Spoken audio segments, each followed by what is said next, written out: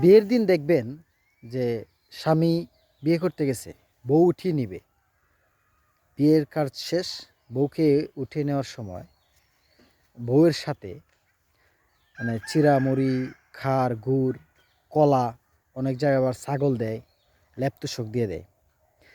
এই যে লেপ-তোশক দিয়ে দিল এবং এই যে একটা অনৈতিক কাজ, মানে ইসলামের বহির্ভূত যে একটা কাজ করলো, কিন্তু স্বামী কোনো প্রতিবাদ করলো না।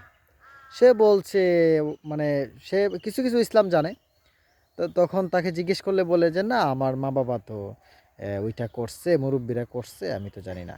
এর চেয়ে ধ্বজভঙ্গ একজন স্বামী, এর চেয়ে হিজড়া মার্কা স্বামী এই পৃথিবীর মধ্যে কি হতে পারে? একটা অনিয়ম তার সাথে করা হচ্ছে, তার জীবনের একটা গুরুত্বপূর্ণ গুরুত্বপূর্ণ আল্লাহ রাসূলের একটা সুন্নতের মধ্যে জীবনের শুরুতেই একটা অনিয়ম করা হচ্ছে, বাট সে কোনো প্রতিবাদ করছে না। সে বলতেছে যে না, এটা আমার মুরব্বিরা করছে, হেই সেই আবিজাবি। আরে বাবা, মুরব্বিরা করছে, কিন্তু তোর শ্বশুরও তো একটা মুরব্বি, ঠিক না?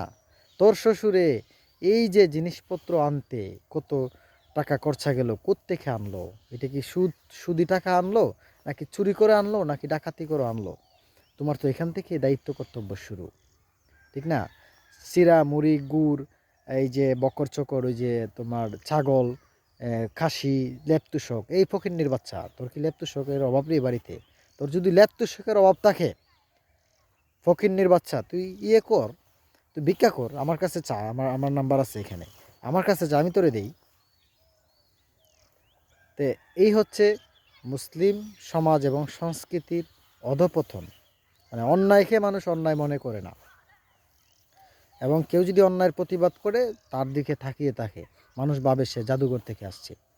এইরকম একটা ধ্বজভঙ্গ সমাজের মধ্যে আমরা উপনীত হই।